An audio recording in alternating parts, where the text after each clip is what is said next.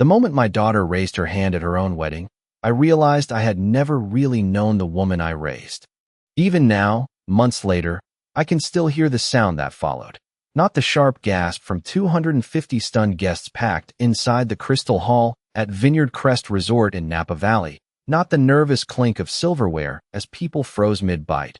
Not even the soft feedback squeal from the microphone she had dropped onto the polished oak dance floor. What I remember most was the silence. The kind of silence that settles over a room when everyone suddenly realizes they've just witnessed something they can never politely pretend didn't happen.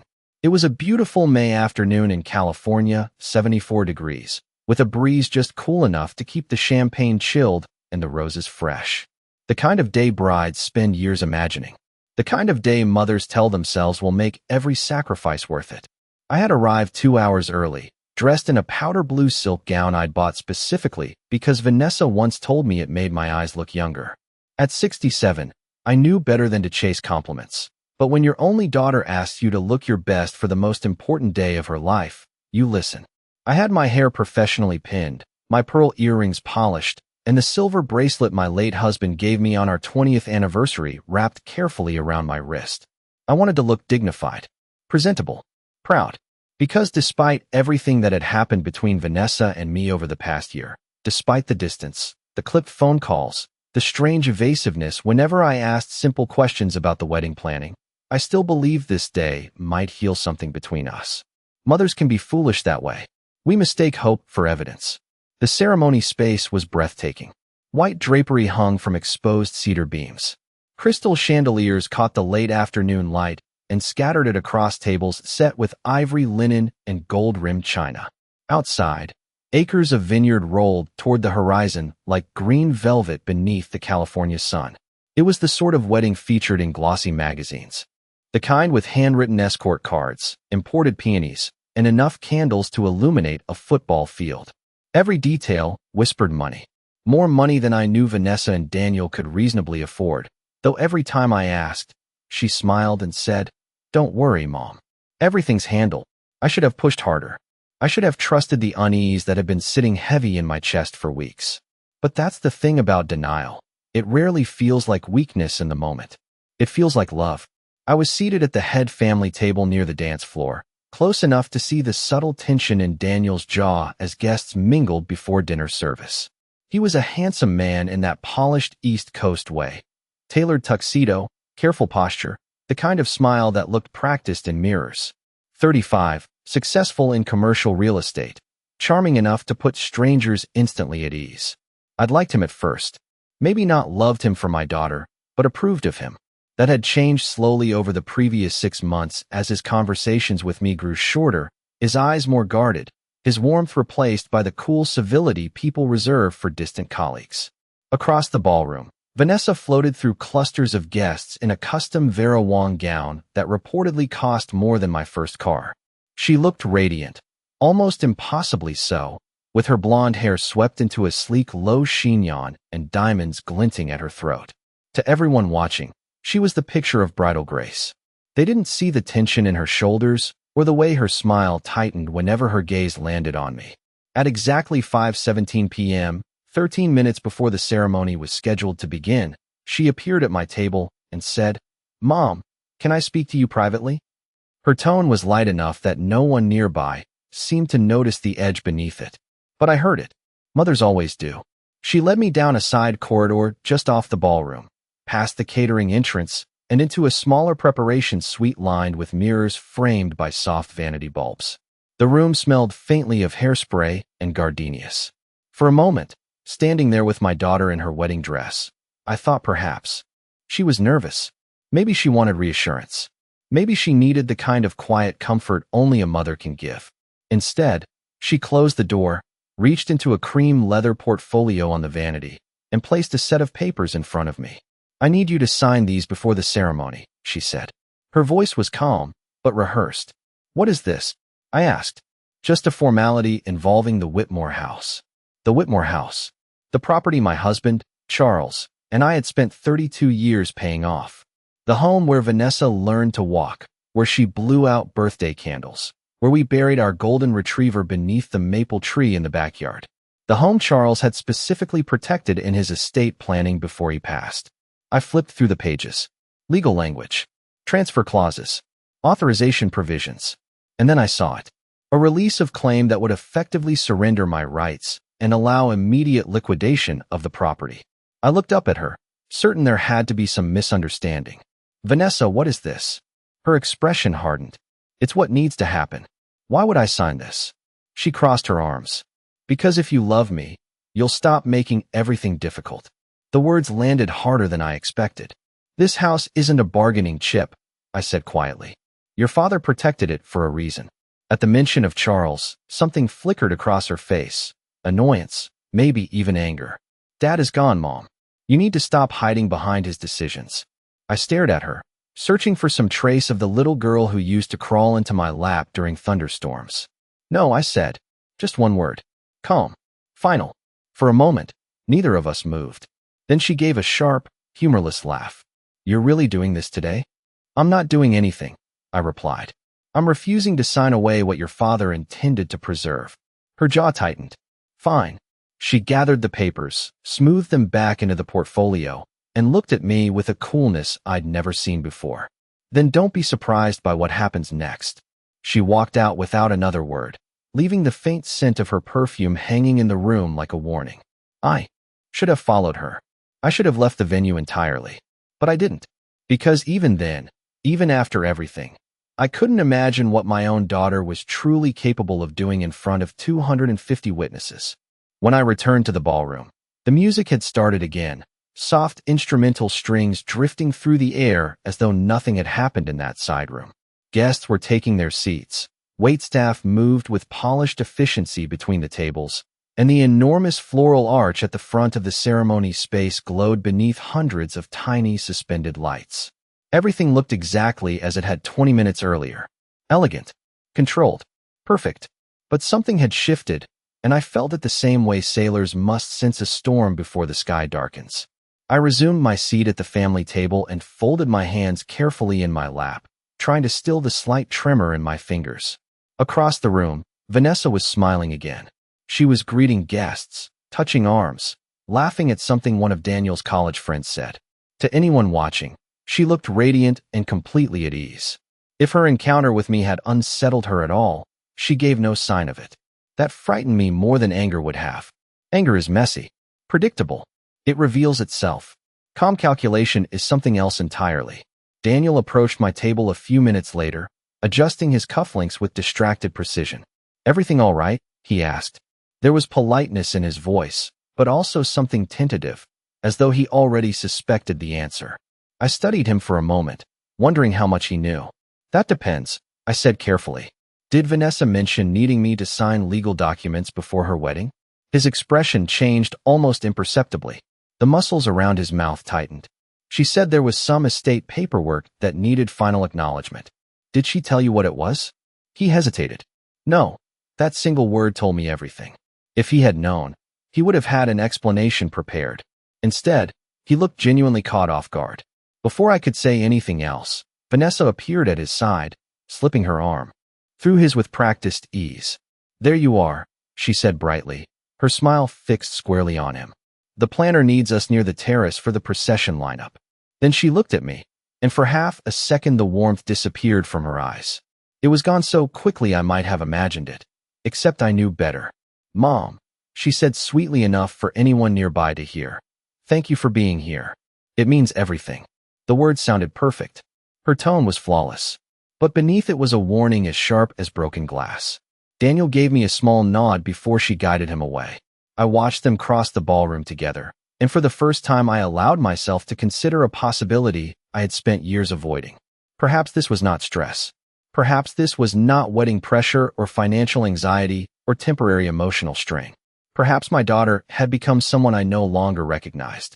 The ceremony began exactly on schedule at 5:30 p.m. Guests rose as the quartet transitioned into Pachelbel's canon. Daniel stood at the altar beneath the floral arch, his posture rigid, his smile just slightly strained. Then the doors opened, and Vanessa entered on the arm of her godfather, because her father had been gone nearly 4 years. There was an audible murmur of admiration from the guests. She looked stunning, luminous even, every inch the picture of bridal elegance. For one irrational moment, seeing her there in white silk and lace, I felt tears prick my eyes. Not because of the beauty of it all, but because memory is cruel that way. It overlays the present with ghosts. I saw her at 6 years old in a plastic tiara, twirling through our kitchen and declaring she would someday marry in a castle. I saw her at 16, crying in my arms after her first heartbreak. I saw the 22-year-old law school graduate who had hugged me outside the courthouse steps and whispered, "I could not have done this without you, Mom."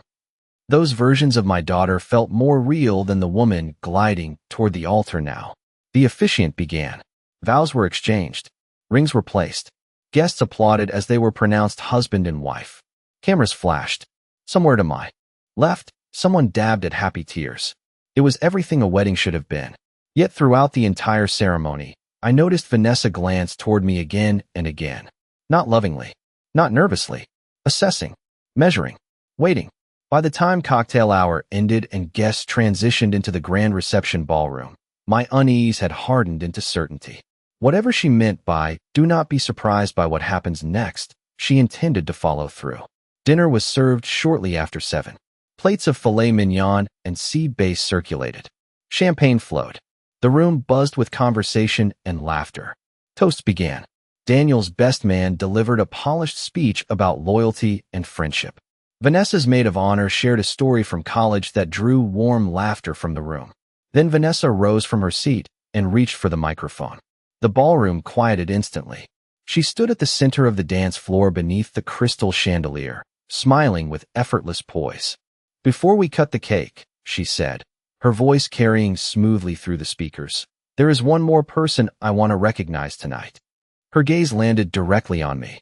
Every instinct I had screamed for me to leave, to stand up, walk out, and spare myself whatever spectacle was coming. But I remained seated.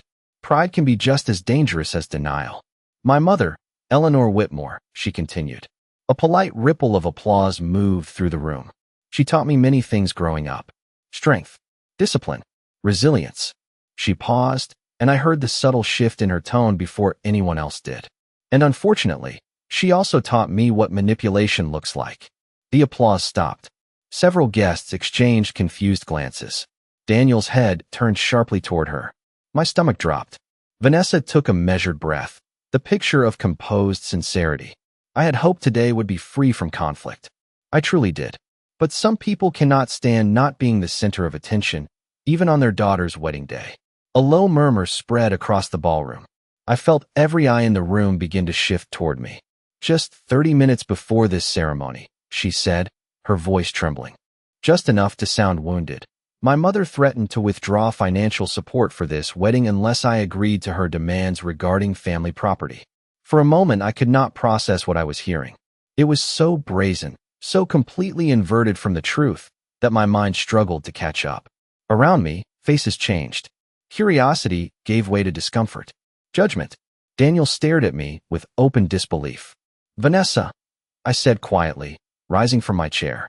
She held up a hand, silencing me with the authority of someone who knew exactly what she was doing. "No, Mom," she said into the microphone.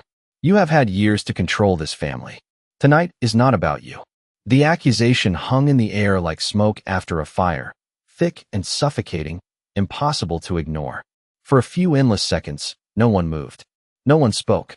250 people sat frozen beneath the chandeliers, caught between disbelief and fascination, waiting to see what would happen next. I could feel their attention pressing against me from every direction. It was a physical thing, that kind of scrutiny, heavy enough to steal the breath from your lungs. I remained standing beside my chair, my fingers resting lightly against the back of it to steady myself. Across the ballroom, Vanessa stood perfectly composed in the center of the dance floor, the microphone poised gracefully in one hand, her expression carefully arranged into something that looked like wounded disappointment. It was a remarkable performance. If I had not spent 32 years raising her, I might have believed it myself. "That is not what happened," I said, my voice carrying farther than I expected in the silence. It was calm, deliberate, the same tone I had once used to settle childhood tantrums and teenage rebellions. For the briefest moment, something flashed across Vanessa's face. Irritation. She had expected tears, perhaps anger, some emotional reaction she could easily frame as proof of instability. Calm unsettled her. Really? She replied, lifting the microphone slightly. So you are saying you did not demand I sign over my future inheritance unless I followed your wishes? A murmur swept through the room. Clever. She had twisted the truth so smoothly that even I almost admired the precision of it. She had taken the papers she thrust in front of me and recast them as my demand rather than hers. She was not improvising. This had been planned. Vanessa, I said, forcing myself to keep my voice even. You know exactly what those documents were. She let out a soft laugh, shaking her head with theatrical sadness. There it is, she said to the guests. This is what I have dealt with my entire life. Deflection, control, guilt. I saw several guests shift uncomfortably in their seats. Others leaned in, drawn by the spectacle despite themselves. The younger crowd had already begun discreetly lifting phones. I noticed tiny screens glowing near the back tables, recording every second. Daniel stood motionless at the sweetheart table, his face pale beneath the warm amber lighting. His confusion was obvious now. This was not part of whatever version of events Vanessa had told him.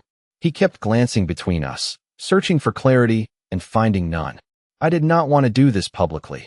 Vanessa continued, lowering her voice just enough to create the illusion of vulnerability. But when someone has spent years manipulating your life, eventually you have to stand up for yourself. There it was, the line she had rehearsed.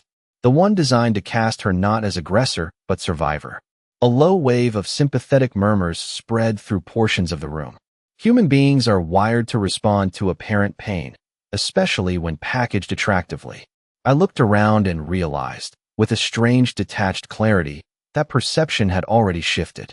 In less than 2 minutes, my daughter had transformed me from honored mother of the bride into the evening's villain.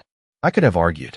I could have demanded the documents be produced, could have shouted the truth for everyone to hear. But instinct told me that would only strengthen her narrative. Desperation rarely looks innocent. So instead, I simply said, "You are lying." The words landed with far greater force because of how quietly they were spoken. Vanessa's eyes narrowed almost imperceptibly. She had not expected resistance delivered. Without emotion. For a moment, her polished mask slipped, and I glimpsed the cold frustration beneath it. Then she recovered, offering the room a brittle smile. You see, she said. Even now, she cannot admit what she has done. She turned toward Daniel, and her voice softened. I am sorry, sweetheart. I never wanted our wedding day touched by this. But I could not keep pretending. Daniel looked stunned. He opened his mouth as if to speak, then closed it again. Whatever certainty he once had was fracturing by the second. I saw his gaze linger on me, searching my face for something. Shame, panic, anything that would confirm her version of events. Instead, he found only stillness. And that unsettled him. Vanessa noticed it too. Her posture stiffened. She was losing control of the room. Then she made her move. She stepped toward me, crossing the dance floor in measured strides, still holding the microphone. Her train swept behind her like white water. Up close, her expression was radiant enough for the guests, but her eyes burned with fury only I could see. She stopped barely 3 feet away. Why can you not just let me have this one day? She asked, loud enough for every guest to hear. It was an expertly crafted question because any answer would make me look cruel. If I defended myself, I would appear combative. If I remained silent, it would seem like guilt. I chose silence. Her jaw tightened. For half a heartbeat, I thought she might retreat. Instead, she gave a sharp exhale and made a dismissive gesture toward me that sent one of my pearl earrings loose from its clasp. It struck the floor with a tiny click, nearly lost beneath the collective gasp that rippled through the ballroom. The movement itself was not severe, but its meaning was unmistakable. It was the public rejection of a mother by her daughter, deliberate and humiliating. A line crossed in full view of everyone. My hand rose instinctively to my ear. I looked down at the fallen pearl glinting against the polished oak floorboards, and something inside me shifted. Not heartbreak, not even anger. Clarity, pure and absolute. The room erupted into shocked whispers. Daniel took a step forward. Vanessa, he said sharply, but she cut him off. No, she snapped, louder than intended. Then, catching herself, she turned back toward the guests and forced another brittle smile. I think perhaps my mother should leave now. The words landed like a formal sentence. No one moved at first. Then one of the event coordinators approached hesitantly from the edge of the room, clearly unsure whether to intervene. I bent down, picked up my pearl earring, and straightened slowly. Every eye followed me. The humiliation should have shattered me. Instead, I felt oddly calm, as though the evening had finally revealed exactly what it was always destined to become. I looked directly at Vanessa. Up close, beneath the flawless makeup and expensive veil, I could see the faint panic beginning to surface around her eyes. She had expected collapse, tears, pleading. She had expected me to break in front of everyone, to give her the emotional spectacle that would complete her performance. I offered her none of it. "Congratulations, Vanessa," I said quietly enough that only those nearest could hear. "You have finally shown everyone who you really are." For the first time all evening, genuine uncertainty flickered across her face. Without another word, I turned, lifted my clutch from the chair, and began walking toward the ballroom exit as the stunned silence of 250 witnesses parted around me like water. The walk from the ballroom to the main entrance of Vineyard Crest Resort could not have been more than 80 feet, yet it felt longer than the 32 years I had spent raising my daughter. Every step echoed softly against the marble corridor, each click of my heels unnaturally loud in the silence that followed me. Behind me, the muffled hum of shocked voices slowly returned, rising like distant static as the guests processed what they had just witnessed. No one called after me. No one tried to stop me. That, more than anything, told me how thoroughly Vanessa had shaped the moment to her advantage. To the people inside that ballroom, I was no longer the elegant mother of the bride seated at the family table. I was the disruptive parent escorted out of her own daughters, wetting by the weight of public shame. The cool evening air hit my face the moment I stepped through the glass doors, carrying with it the scent of trimmed hedges, lavender, and the faint sweetness of the surrounding vineyards. The California sun had dipped low enough to wash the property in amber light, the rolling rows of grapevines stretching toward the horizon beneath a sky brushed with pink and gold. It should have been beautiful, the kind of sunset people remember for the rest of their lives. Instead, it felt surreal, as if nature had cruelly chosen perfection as the backdrop for humiliation. I descended the stone staircase leading to the circular driveway and paused beside a row of carefully manicured rose bushes. My hands were steady now, so steady, in fact, that the stillness unsettled me. I had expected tears, rage, some tidal wave of emotion. Instead, there was only calm, the kind that settles in after something irrevocable has happened, when the mind finally stops resisting reality and simply accepts it. I slipped the recovered pearl earring back into place and adjusted the clasp. The gesture felt strangely ceremonial, as though restoring a small piece of order mattered. A valet standing near the porte-cochere glanced toward me, clearly uncertain whether to approach. I offered him a polite nod, and he quickly looked away, embarrassed by the intimacy of witnessing another person's disgrace. I understood. Public humiliation creates discomfort not only for the victim, but for every observer forced to confront it. Most people prefer distance. They tell themselves neutrality is kindness. My phone vibrated inside my clutch. For a moment, I considered ignoring it. Then I retrieved it and saw the name on the screen. Richard Hale. Relief passed through me so suddenly it almost made my knees weaken. Richard had been Charles's attorney for more than 25 years, though calling him merely our attorney always felt inadequate. He had been our confidant, our advisor, and after my husband's death, one of the few people who fully understood the complexities Charles had deliberately woven into his estate planning. If there was anyone who could make sense of this catastrophe, it was Richard. I answered on the second ring. "Eleanor." His voice was measured, calm, unmistakably aware that something significant had happened. I assumed from the timing that events have accelerated. Leave it to Richard to phrase a family implosion like a quarterly market shift. "You could say that," I replied. My voice sounded composed, almost detached. She made her move. Publicly. There was a pause. How public?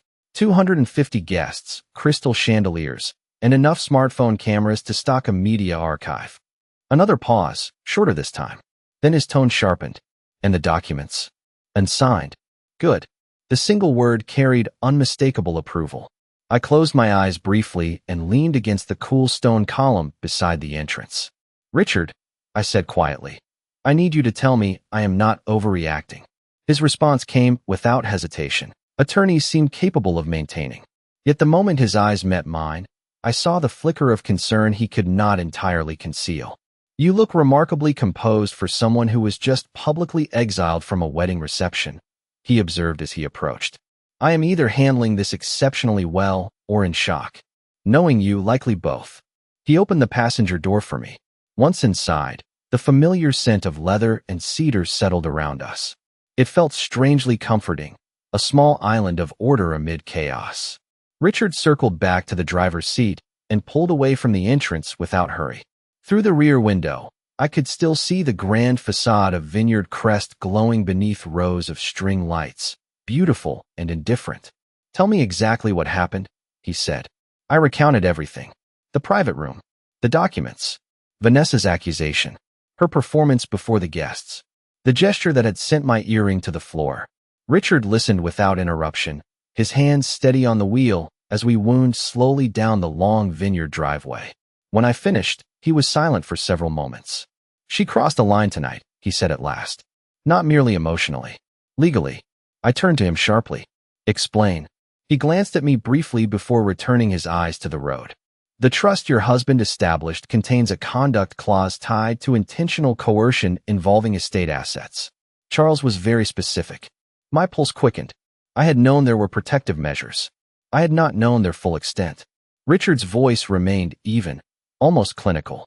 "If Vanessa attempted to obtain transfer through pressure, misrepresentation, or public manipulation, she may have triggered automatic forfeiture provisions." I stared at him, the implications settling slowly into place. "You are saying she may have just disinherited herself?" Richard gave the smallest nod.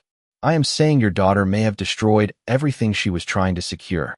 For the first time that evening, I allowed myself to feel something close to astonishment. Not satisfaction. Not yet. Just the sharp realization that Vanessa's carefully orchestrated humiliation might have become the very thing that undid her. Richard reached into the center console, removed a thick ivory envelope, and placed it in my lap.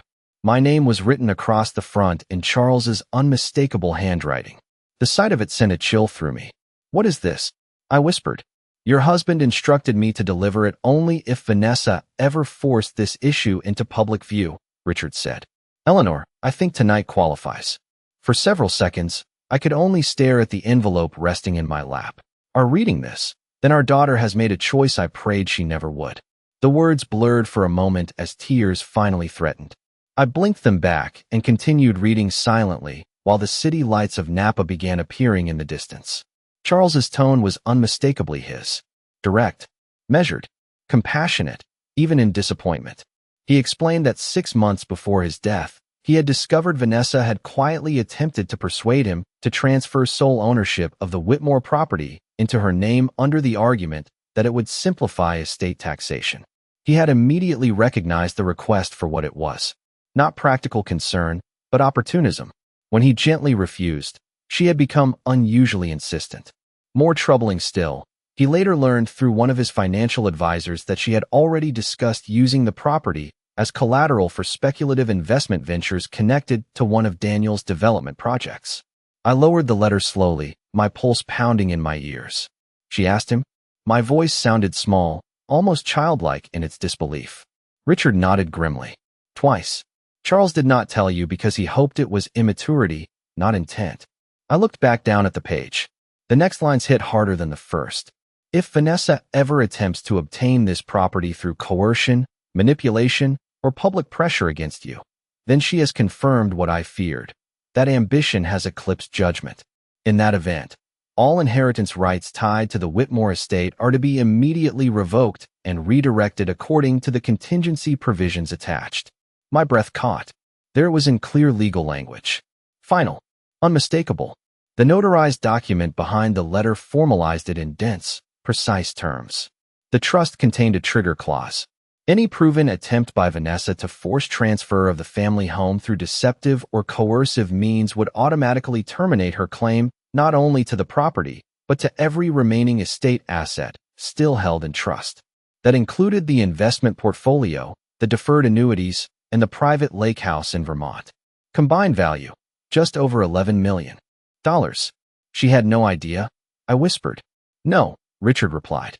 Charles insisted the clause remain confidential unless activated.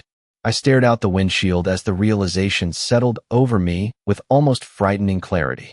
Vanessa had spent months, perhaps longer, maneuvering toward a prize she believed was inevitable.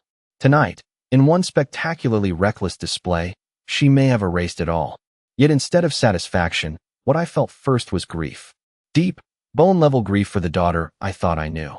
I remembered helping her build cardboard forts in our living room, teaching her to ride a bicycle on our quiet suburban street, sitting beside her hospital bed at age 11 when she needed her appendix removed, stroking her hair through the night because she was afraid to sleep alone. Somewhere between that child and the woman in the ballroom, something had gone terribly wrong. Did Daniel know? I asked. Richard was silent for a moment. That is less clear. We know he was involved in discussions about leveraging the property for development financing. Whether he understood the extent of her tactics is another matter. I thought back to his expression during the reception, the confusion, the shock, the way he kept searching my face for answers. No, I decided. Whatever his flaws, Daniel had not looked like a man participating in a performance. He had looked like a man watching his reality fracture in real time. Richard turned into the private drive of his office, a restored craftsman building tucked behind a grove of redwoods just outside downtown Napa. He parked, but did not turn off the engine. Eleanor, there is one more thing. His tone shifted, becoming more deliberate. The clause requires corroboration before activation. Public witness accounts are useful, but direct documentary evidence is stronger. I frowned. What kind of evidence? He reached into his briefcase and withdrew a tablet, tapping the screen before handing it to me. Security footage from the bridal preparation suite filled the display. Silent, crystal clear. I watched myself standing by the vanity. I watched Vanessa place the documents before me. Though there was no audio, her body language was unmistakably forceful, mine restrained. Then came the moment she leaned in sharply after my refusal, her expression hard enough to chill even through a screen. The resort records all private event preparation spaces for liability reasons, Richard explained. I requested preservation copies the moment your call came through. I looked at him in stunned silence. He had anticipated this too. Charles trusted patterns, Eleanor, Richard said softly. And he saw one developing long before either of us wanted to admit it. I handed the tablet back, my mind racing. Somewhere behind us, less than 5 miles away, the wedding reception was still unfolding. Music, toasts, cake cutting, laughter forced through discomfort. Vanessa likely believed she had won. She had humiliated me publicly, framed herself as the wrong daughter, and removed the final obstacle to obtaining what she wanted. She had no idea the very spectacle she orchestrated had triggered consequences her father designed years earlier. Richard placed both hands on the steering wheel and looked at me steadily. The trust can be executed tonight if you wish. I thought of Charles's letter, of his quiet foresight, of the line he had written at the bottom in smaller script, almost as an afterthought. Protect our home, Eleanor, even from the people we love most. I folded the letter carefully and returned it to the envelope. Then I looked at Richard and, for the first time that evening, felt something colder and steadier than sorrow settle into place. Resolve. Take me back, I said. It is time my daughter learns what her father already knew. The drive back to Vineyard Crest took just under 12 minutes, though it felt suspended outside ordinary time. Richard drove with his usual controlled precision, one hand steady on the wheel while the other rested near the leather briefcase containing the documents that could alter my daughter's future forever. Neither of us spoke for the first several miles. There was nothing left to analyze. The facts had arranged themselves with brutal clarity. Vanessa had made her choice. Now I had to make mine. Outside the passenger window, the last traces of sunset had faded, leaving the vineyards bathed in deep blue shadow. Rows of tiny landscape lights stretched across the property lines like distant constellations. It was nearly 8:40 p.m. By now the reception would be moving into its final phase. Cake, dancing, champagne toasts polished enough to smooth over discomfort. If Vanessa possessed even half the social instincts she had inherited from her father, she would already be working the room, reframing the earlier confrontation as an unfortunate emotional misunderstanding. Public narratives are remarkably easy to redirect when enough people prefer comfort over truth. Richard finally broke the silence. Once we re-enter, there will be no discreet way to proceed. I turned toward him, meaning, the trust execution must be formally witnessed. He glanced at me briefly. If you choose to activate the clause tonight, it will happen in full view of everyone present. I absorbed that. A public correction for a public betrayal. There was a certain symmetry to it. Yet the thought unsettled me. Not because I feared embarrassment. That currency had already been spent. What troubled me was the finality. Once the clause was invoked, there would be no reversal without unanimous trustee approval, and Richard had already made clear such approval was effectively impossible under the circumstances. This would not merely punish Vanessa. It would redraw the future she believed was hers. Do you think Charles intended this outcome? I asked quietly. Richard considered the question. I think Charles hoped the clause would never be needed. But he also believed accountability delayed becomes accountability denied. That sounded exactly like my husband. He had never raised his voice, never indulged theatrics. Yet his convictions possessed the immovable force of bedrock. When he believed something was right, he did not bend. I wondered what he would think if he could see us now. Whether he would grieve for Vanessa as deeply as I did, or whether his disappointment would eclipse sorrow. As the resort entrance appeared ahead, illuminated by soft uplighting and elegant stone signage, I felt my pulse quicken. Not with fear. Anticipation. There are moments in life when uncertainty collapses into decision so completely that hesitation becomes impossible. This was one of them. Richard pulled into the circular drive and parked beneath the porte-cochere. Through the towering glass windows of the reception hall, I could see movement inside. Couples crossing the dance floor. Waitstaff circulating with trays of sparkling wine. The silhouette of the towering six-tier wedding cake near the center of the room.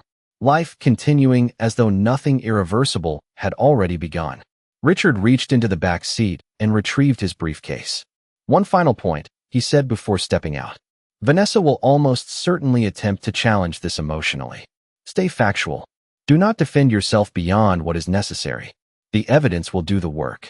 I gave a small nod. Advice I did not need, though I appreciated it. If the evening had taught me anything, it was that emotion had become her preferred battlefield. I would not meet her there again. We entered through the main lobby, our footsteps softened by thick Persian runners and polished walnut flooring. The young event coordinator who had hovered awkwardly near the ballroom exit earlier spotted us from the reception desk. Her eyes widened visibly. For a moment, she looked as though she might intervene. Then she noticed Richard's expression and thought better of it. The ballroom doors stood partially open. Music drifted into the corridor, lively now. A jazz arrangement of Fly Me to the Moon. Beyond the threshold, laughter rose in bright, practiced bursts. Richard paused beside me. Ready? The question deserved more thought than I gave it. No, I said honestly. But ready enough. We stepped inside. The transformation was immediate. Conversations faltered one by one, spreading through the room like a slow electrical outage. Heads turned. Glasses lowered. Forks hovered midair. Within seconds, nearly every guest had noticed our return. The dance floor cleared naturally as people drifted back toward their tables, instinctively sensing that entertainment of a different kind was about to unfold. At the far end of the room, Vanessa stood beside Daniel near the cake table, one hand resting lightly on his arm while they smiled for photographs. The moment she saw me, her expression froze. Not dramatically, just enough for someone who knew her well to notice. Then came the secondary shock as she recognized Richard. Her face lost color beneath the bridal makeup. She knew exactly who he was. She also knew his presence here could mean only one thing. Daniel looked from him to me, confusion darkening into concern. Vanessa recovered quickly, though not completely. She straightened her shoulders and forced a smile that looked painfully brittle from 50 feet away. Mom, she called brightly, her voice carrying farther than she intended in the silence. You came back. The line was meant to imply reconciliation. To suggest my return was an emotional reconsideration rather than something far more serious. I did not answer. Richard and I walked steadily toward the center of the ballroom until we stood beneath the chandelier, where she had publicly condemned me less than an hour earlier. Up close, I could see the tension pulsing at her temples. Daniel stepped forward first. Eleanor, he said carefully, if this is about earlier, maybe we can discuss it privately. There was genuine concern in his voice now. He understood enough to know this was no family misunderstanding. This can no longer be handled privately, Richard said before I could respond. His tone was smooth, authoritative, carrying the natural weight of legal certainty. A ripple of unease moved through the guests. People shifted in their seats. Some discreetly lifted their phones again. Vanessa's smile vanished entirely. "Richard," she said, attempting confidence and landing somewhere closer to irritation. "This is my wedding." "Yes," he replied evenly. "Which makes the timing of your actions particularly unfortunate." The room seemed to contract around us. Even the musicians had stopped playing. Daniel looked sharply at his bride. "Vanessa," he said, "what is he talking about?" She did not answer him. Her eyes were fixed on the briefcase in Richard's hand. I watched realization dawn in stages.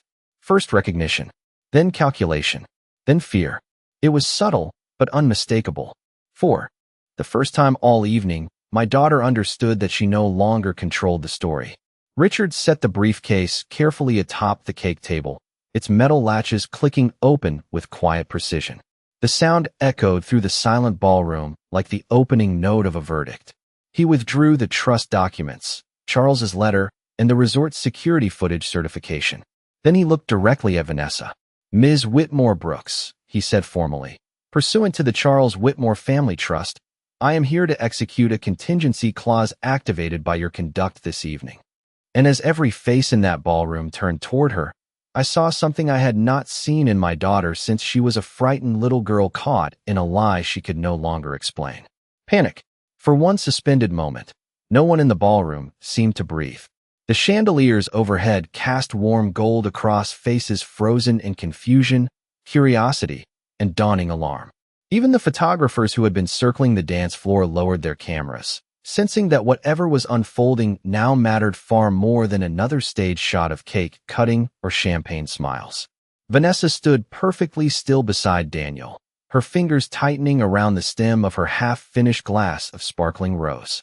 Up close, the panic I had seen flicker across her face was becoming harder to conceal. Her polished composure had begun to crack around the edges, exposing something rawer beneath. Fear. Real fear. "I do not know what kind of stunt this is supposed to be," she said at last, forcing a laugh that landed flat in the dead silence. "But if this is some attempt to embarrass me because of earlier, it is not going to work." Richard did not react. He simply adjusted his glasses, opened the top document, and began reading in the same measured tone he might have used while presenting evidence before a federal judge. Section 14, subsection C of the Charles Whitmore Family Trust.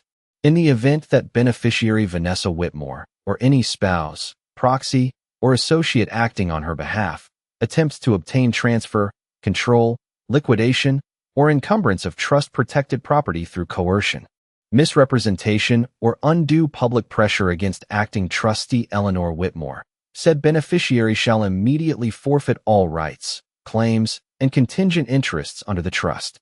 A ripple of stunned whispers spread across the room. I saw guests exchanging wide-eyed glances, their earlier assumptions rearranging themselves in real time. Vanessa's face had gone almost completely white beneath the carefully applied bridal makeup. "That is absurd," she snapped, her voice sharper now. "I have no idea what he is talking about." Richard calmly lifted the tablet from his briefcase and held it high enough for nearby guests to see the paused security footage on the screen. The image was unmistakable. Vanessa standing across from me in the bridal suite, trust documents spread across the vanity between us. "This footage was obtained directly from Vineyard Crest Internal Security Archives," he said. "Timestamped at 5:14 p.m. this evening. It documents Ms. Whitmore Brooks presenting transfer documents to Mrs. Whitmore and applying direct pressure for immediate signature." Vanessa's eyes darted to the tablet, then toward the ballroom entrance as if calculating escape routes. Daniel turned slowly toward her, his expression darkening with every second. "Vanessa," he said quietly, "what documents?" She swallowed hard. "It is not what it looks like." "Then explain it." The demand in his voice was unmistakable now. Not confusion, not concern, controlled anger. She looked at him, searching desperately for the version of this story she could still salvage. But there are lies that collapse under scrutiny because they require too many moving parts to survive contact with reality. This was one of them. "It was just estate clarification paperwork," she said quickly. My mother is twisting this because she has always wanted to control what Dad left behind. The words sounded weak even to her own ears.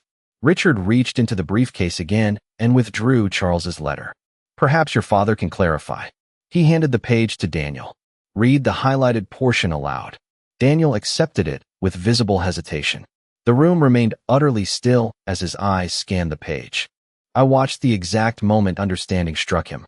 His jaw tightened. His posture stiffened. Then, in a voice rougher than before, he read, "If Vanessa ever attempts to secure the Whitmore property through pressure, deception, or public coercion against Eleanor, she confirms herself unfit to inherit any portion of this estate. In such event, all assets are to be permanently reassigned according to contingency distribution." A collective gasp swept through the ballroom. Someone near the back whispered, "Oh my God." Vanessa lunged forward, reaching for the letter. "Give me that." Daniel stepped back instinctively, keeping it out of reach. "You knew about this?" he asked, staring at her with growing disbelief. "No," she said too quickly. "Of course not." He held her gaze for several painful seconds. "Do not lie to me again tonight." It was the first time I had ever heard him speak to her without deference. Something in his expression had shifted irrevocably. The polished, agreeable fiancé who had spent the evening trying to maintain appearances was gone. In his place stood a man beginning to grasp that his entire wedding day may have been built on manipulation. Richard resumed, his voice cutting cleanly through the tension. "Effective immediately, pursuant to trust execution protocol, Ms. Whitmore Brooks is stripped of all inheritance rights associated with the Whitmore estate, including but not limited to the Napa residential property, the Vermont Lake property, all investment holdings, deferred annuities, and trust-generated future distributions." He paused just long enough for the words to settle over the room like falling stone. Total forfeited value, $11 million for $100,000. The silence that followed was unlike any I had ever experienced. It was not the shocked stillness of scandal. It was the collective recalibration of 250 people realizing they had witnessed a complete reversal of fortune in real time. Vanessa stared at Richard as if she had stopped understanding English. "No," she whispered. Then louder, "No, that is not possible." Richard met her gaze without sympathy. "It has already been filed electronically with the County Clerk and Trust Oversight Board as of 8:47 p.m. The timing had been no accident. While we drove back, he had completed the necessary execution protocols remotely through secure legal filing systems. Vanessa's knees visibly buckled, though she caught herself against the edge of the cake table. Her champagne glass tipped sideways, pale pink liquid spilling across the white linen like watercolor. "You cannot do this to me," she said, her voice breaking now. But she was no longer speaking to Richard. She was staring directly at me. For the first time all evening, there was no performance left. No carefully crafted victimhood. Only naked desperation. "Mom." The words sounded foreign coming from her lips after everything that had happened. "Please." Around us, the guests remained silent witnesses. No one rushed to comfort her. Sympathy has limits, especially when truth arrives carrying documents. Daniel slowly folded Charles's letter and placed it back on the table. Then he looked at his new wife with an expression I can only describe as devastation sharpened into clarity. "Was this why we needed the property?" he asked. "For the Harbor Point investment?" She opened her mouth, then closed it. The answer was written plainly across her face. Daniel gave a small, disbelieving shake of his head. "You told me your mother had already agreed." Vanessa's breathing quickened. "Daniel, listen to me. Did you lie?" he asked. The question landed harder than any accusation, because it demanded only one thing: truth. She said nothing. She did not have to. His expression collapsed inward, the kind of quiet heartbreak that says betrayal has moved beyond anger into certainty. He removed the wedding band from his finger, stared at it for one long second, and set it gently beside the ruined cake knife on the linen-covered table. The soft metallic click echoed through the ballroom like a final judgment. The sound of Daniel's wedding band settling against the silver cake knife seemed to fracture whatever illusion remained in the room. For a moment, Vanessa simply stared at it, her face blank with the kind of shock that comes when reality arrives too quickly for denial to keep pace. Then her expression changed. The panic sharpened into desperation. "Daniel, do not do this," she said, stepping toward him, her voice trembling now in a way no performance could fake. Please, this is not what you think. But Daniel was already backing away, his eyes fixed on her as though seeing a stranger where his bride had stood only minutes earlier. Then tell me what to think, he said, his voice low and controlled. Tell me why your mother was presented with transfer papers before the ceremony. Tell me why your father anticipated this exact situation. Tell me why every single thing you said tonight is falling apart in front of me. The questions hit with the clean precision of truth. There was no room left for manipulation, no opening for carefully arranged emotional redirection. Vanessa's mouth opened, then closed again. Her gaze darted wildly around the ballroom, searching the faces of 250 guests who only an hour earlier had admired her as the glowing center of a flawless celebration. Now those same faces reflected something else entirely. Discomfort, judgment, pity. There is a particular cruelty in public exposure. It strips performance of its power and leaves only what lies beneath. For Vanessa, what remained was not elegance or control. It was fear. Daniel, she tried again, reaching for his arm. This time he stepped fully aside. The movement was not dramatic, but it was final. He turned to Richard instead. The forfeiture is permanent. Richard gave a single measured nod.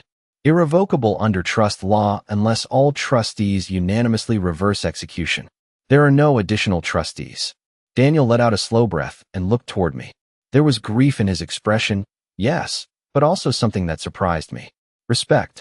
The kind reserved for someone who has endured humiliation without surrendering dignity. Mrs. Whitmore, he said quietly, I owe you an apology. I shook my head once. No, you owe yourself honesty.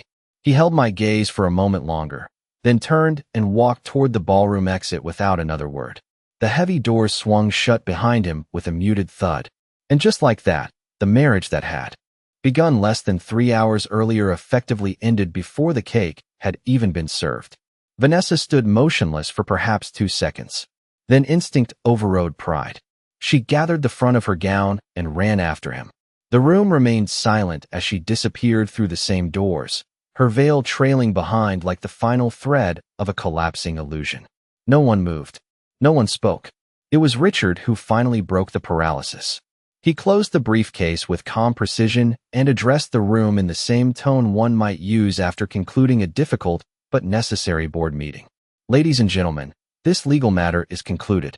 I recommend the resort staff coordinate transportation for all remaining guests. That simple practical instruction seemed to release everyone from suspended disbelief. Conversations resumed at once, though hushed and fragmented. Chairs shifted. Phones appeared openly now, text messages already flying across the room. I could practically feel the story spreading outward in real time, traveling through Napa, then California, then likely every social circle connected to anyone present. By morning, what happened here would exist in dozens of versions. Most would get the details wrong, but the central truth would survive.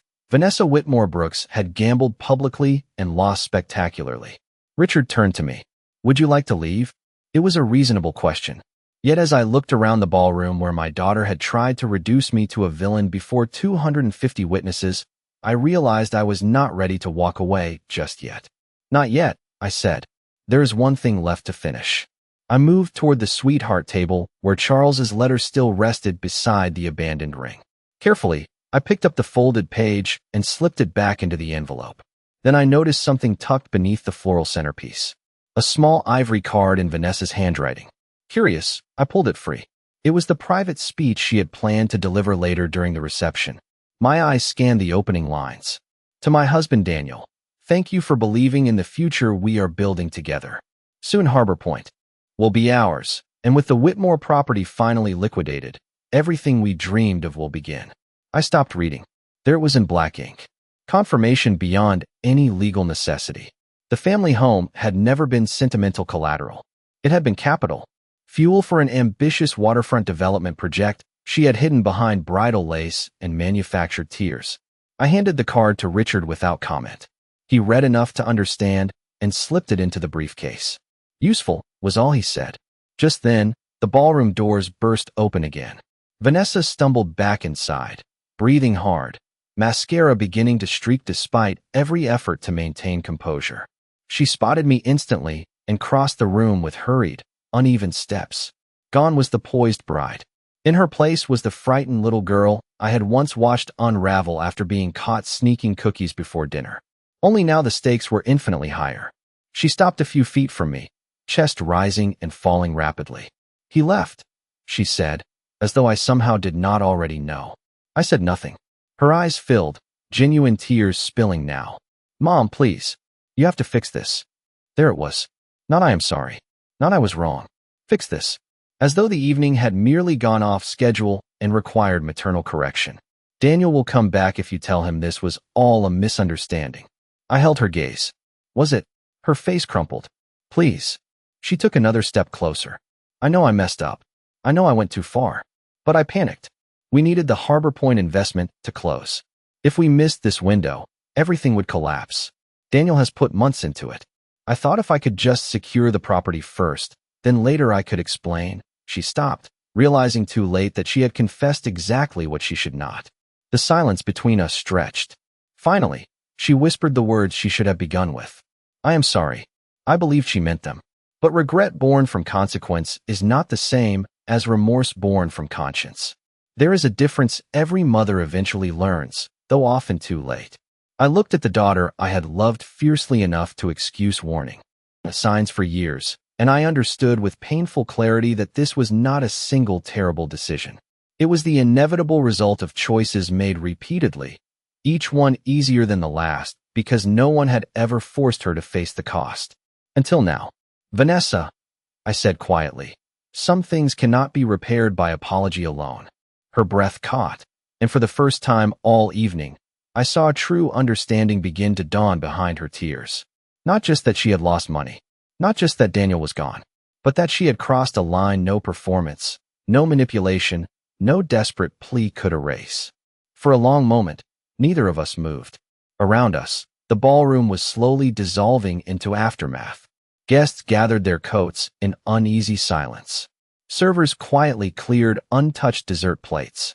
Somewhere near the back of the room, a wedding planner spoke in hushed, urgent tones into a headset, no doubt trying to salvage logistics from emotional wreckage. The chandeliers still glowed warmly overhead, as if the room itself refused to acknowledge that everything it had been decorated to celebrate was already over. But my entire focus remained on Vanessa. She stood before me in the same custom gown she had spent months selecting, its ivory silk now creased and heavy, her carefully styled hair beginning to loosen around her face. For the first time all evening, she looked less like a bride and more like what she truly was in that moment. A daughter standing before consequences she had never believed would arrive. Tears streaked her cheeks, though whether they were for Daniel, the inheritance, or the collapse of the life she had planned, I could not say. Perhaps even she did not know. "Please," she whispered again. It was the same word she had used as a child after breaking something valuable, after lying about homework, after every mistake she thought could be undone by enough visible regret. Back then, it often worked. Because mothers are built with a dangerous reflex, the instinct to soften every lesson before it cuts too deeply. For years, I had mistaken mercy for love. Tonight, standing beneath those chandeliers with Charles's final letter tucked safely in my clutch, I understood how costly that mistake had been. "Do you know what your father used to say about trust?" I asked. Vanessa blinked, clearly thrown by the question. "What?" He said, "Trust is the only inheritance that cannot be transferred on paper.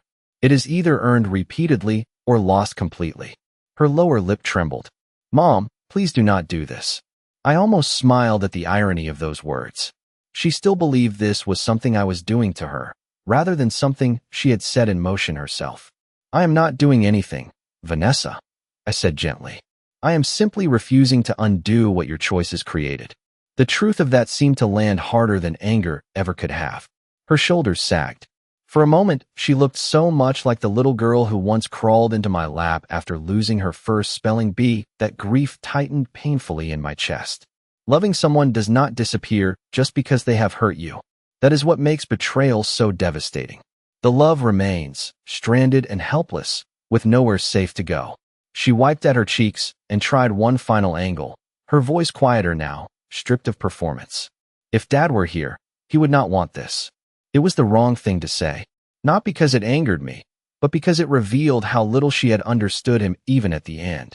Slowly, I removed the envelope from my clutch and held it out to her. Read the last line. Her hands shook as she unfolded the letter. Her eyes moved quickly down the page until they reached Charles's closing words. I watched recognition spread across her face as she silently reread the sentence I had already memorized. Love her enough to let consequence teach what comfort never could. She stared at the line for several seconds before her knees gave way, and she sank into the nearest chair, letter trembling in her grasp. Whatever remained of denial finally left her then. She understood. This had not been my decision alone. Her father had seen the trajectory years ago and made the choice I had never been strong enough to make for myself. Across the room, Richard checked his watch and gave me a subtle nod. The last guests were filing out. The evening was ending. I looked at my daughter one final time, taking in every detail of the woman she had become and searching for traces of the child I once knew. I found them, faintly, buried beneath ambition and fear and the desperate hunger to possess what had never been hers by right. Perhaps they would surface again someday. I hoped so. But hope, I had finally learned, could no longer substitute for boundaries. What happens now? She asked without looking up. It was the first honest question she had asked all evening. I considered it carefully. That depends on you. Her eyes lifted to meet mine. The trust is gone. Daniel may or may not come back. Harbor Point is no longer your concern. What remains is the life you build without believing someone else owes it to you. She stared at me through swollen, reddened eyes. And us. The single word carried more vulnerability than anything else she had said. I drew a slow breath. That depends on whether you ever learn the difference between needing forgiveness and earning it. She flinched, but she did not look away. For the first time, she accepted the truth without argument. It was not redemption, but perhaps it was the first step toward it. I turned then and began walking toward the ballroom exit. Richard fell into step beside me, silent as always when silence was the wiser gift. Behind us, I heard no footsteps following, only stillness. Outside, the night air was cool and smelled faintly of lavender drifting from the resort gardens. The vineyard stretched dark and endless beneath a sky scattered with stars. Somewhere in the distance, a coyote called into the hills. Life continuing, indifferent to human ruin and reinvention alike. As Richard opened the car door for me, I glanced back once through the tall glass windows. Vanessa remained seated alone beneath the chandeliers, Charles's letter open in her lap, the abandoned wedding ring still glinting beside the untouched cake. It struck me then that this would be the image she carried for the rest of her life. Not the vows, not the applause, not the carefully staged photographs. This moment, the exact instant she understood that some losses arrive not because someone takes something from you, but because you threw it away yourself. I slid into the passenger seat and closed the door softly behind me. As we drove away from Vineyard Crest for the second and final time that night, I rested my hand over Charles's letter and looked out at the moonlit rows of vines passing by. The humiliation my daughter had tried to inflict had lasted only seconds. The lesson she gave herself would last far longer. And for the first time in years, I felt something I had nearly forgotten was possible. Peace.